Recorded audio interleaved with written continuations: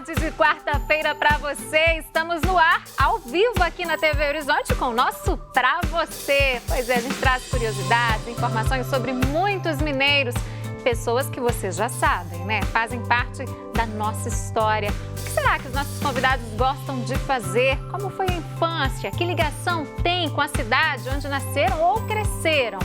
Como que eles estão vivendo neste período tão difícil de pandemia? O nosso convidado de hoje é mineiro da cidade de Machado, no sul do estado. Foi lá que ele nasceu. Ainda pequeno, mudou-se junto com a família para o estado de São Paulo.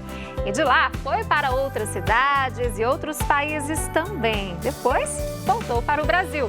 Ele é pioneiro entre os padres que cantam, os padres cantores, um dos maiores nomes da música cristã dentro e fora do Brasil. Nós temos muita coisa para saber, muita coisa para conversar, pois hoje está conosco o querido Padre José Fernandes de Oliveira. Estou falando do Padre Zezinho. Padre Zezinho, boa tarde. Que honra, que alegria tê-lo conosco aqui no Pra Você da TV Horizonte. Boa tarde, feliz de conversar com vocês. E disponível também. Pois é, padre, eu falei ali no início, né, que a gente gosta de saber um pouco da história dos mineiros, das pessoas da nossa terra, né? Queria saber, o senhor nasceu lá em Machado, quais são as lembranças que o senhor tem dessa cidade no sul de Minas, hein? Eu vim tão pequeno, mas tão pequeno, 3 anos, que eu lembro apenas da casa onde eu morei e de algumas ruas que naquele tempo eram apenas rua, como é que eu vou dizer, escorregadia, porque não havia não tinha nem asfalto. Calçamento, não havia calçamento ainda.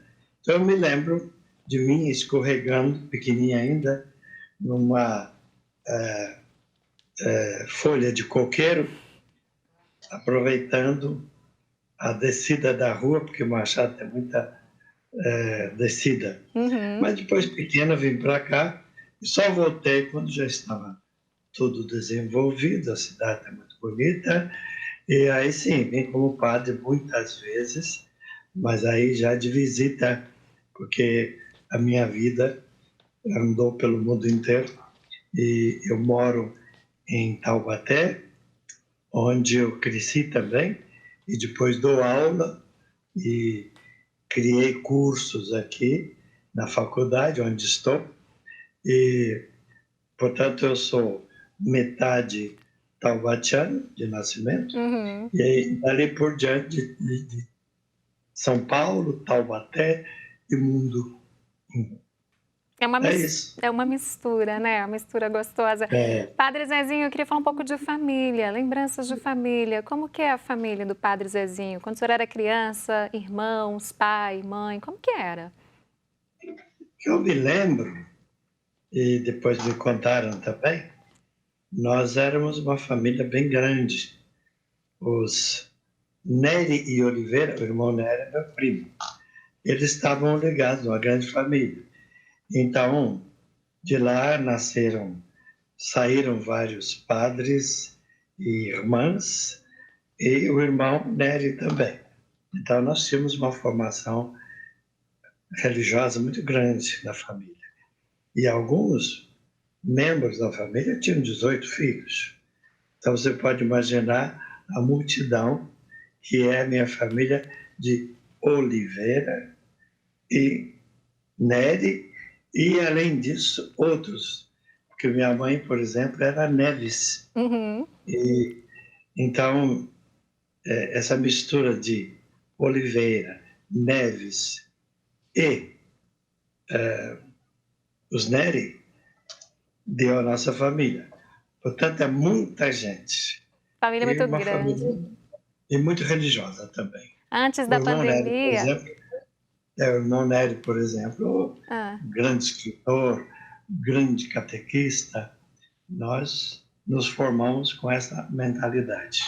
Agora, nós mineiros gostamos de casa cheia, almoço de domingo. Antes da pandemia, essa família tão grande tinha esses hábitos, padre? O senhor conseguia acompanhar? Tinha. Eu era criança, não me lembro de tudo, mas depois, voltando para lá, eu já padre novo, né? Era bem assim, é multidão.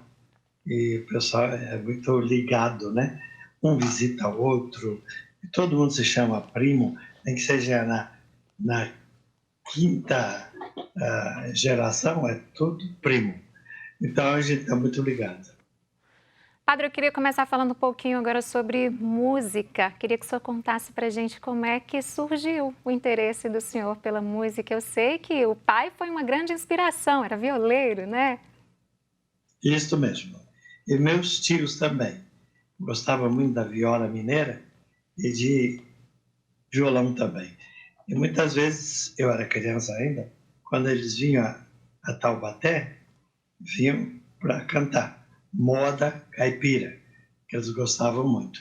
E coincidiu com o fato de que em Taubaté também há grandes artistas famosos e da televisão, a, o Mazzaropi, a Hebe Camargo, a Uhum. Celi Carneiro, depois o Cid Moreira e mais tarde também, porque era mais ou menos um pouco mais velho, mais novo que eu, o, o Renato Teixeira. Então a gente teve um berço muito parecido, que até se cantava muito, e muito música caipira. E, sobretudo, muita música da região. Então, eu cresci vendo essas músicas, esses shows, e, de certa maneira, criei um hábito de música que mistura violão, sanfona e cavaquinho. Essas coisas me ajudaram muito. Fui para os Estados Unidos, eu vi Uhum. muita coisa boa lá também, e juntei tudo isso numa amálgama que deu o tipo de música que eu faço. Mas as raízes ainda são do campo e da periferia. O que que mudou na vida do senhor depois que as pessoas começaram a cantar as músicas do Padre Zezinho, que as pessoas começaram a reconhecer o senhor? O que que mudou na sua vida? Aumentou a responsabilidade, porque as pessoas cobravam o que eu dizia Uhum. e, de certa maneira, nas viagens que eu fazia, eles queriam, além disso, uma pregação boa. Como eu estudei muito, graças a Deus, eu sou um leitor ávido desde pequeno, estudei fora e sempre me preocupei com sociologia, psicologia, pedagogia, teologia, sobretudo, porque eu tenho 3 títulos dados por gentileza pela minha teologia. Então, eu misturei, eu pus tudo isso na música. Então, as pessoas olhavam para o texto, e os bispos também, Uhum. e passei a ser conhecido como padre catequista, porque a minha preocupação era fazer música de catequese, e não só de festa. Eu tinha música para os meus jovens dançarem, eu não dançava, música para liturgia e música para pensar, sobretudo na linha de libertação e de sociedade e doutrina social. Uhum. Então, fiquei bastante conhecido pelas minhas músicas políticas e de doutrina social. Mas é que eu sou formação, eu fui formado durante o Vaticano II, eu me ordenei padre em 1966, a minha formação foi durante o concílio. Então, dali por diante, tudo que eu escrevi ou pensei nasceu do Vaticano II. Por isso, minha catequese é toda voltada para a mudança da Igreja, de Vaticano II. Eu me inspirava nesses documentos, mais tarde, Puebla, mais tarde Aparecida, e todos os outros documentos da América Latina, baseado no que eu tinha aprendido e eu queria fazer músicas Uhum. de doutrina da igreja. Eu era catequista com a missão de usar o escrito, a televisão e as músicas para fazer o povo pensar com o Vaticano II. Foi o que eu fiz. Agora, as músicas do senhor são muito simples, né? A letra é simples, é fácil de ser compreendida. Como que o senhor chegou nessa facilidade, né, de que as pessoas pudessem entender de fato a mensagem que o senhor estava passando? Como que o senhor teve essa facilidade de fazer música para todos os públicos, padre? Eu estudei comunicação. Eu fui aos Estados Unidos, morei lá 4 anos, depois voltei mais um ano. E lá eu fiz cursos de comunicação e com alguns autores muito famosos nos Estados Unidos, porque eu estudei em Washington. E o curso que eu fazia também, às vezes, eu fazia em Chicago. Então, eu aprendi a me comunicar de maneira que chegasse aos cultos, às comunidades e ao indivíduo. E isso tudo você aprende com cursos. Saber falar para a pessoa do jeito certo, na hora certa, e isso tudo com conteúdo certo. Tudo isso fez parte dos cursos que eu dei depois aqui, durante 32 anos.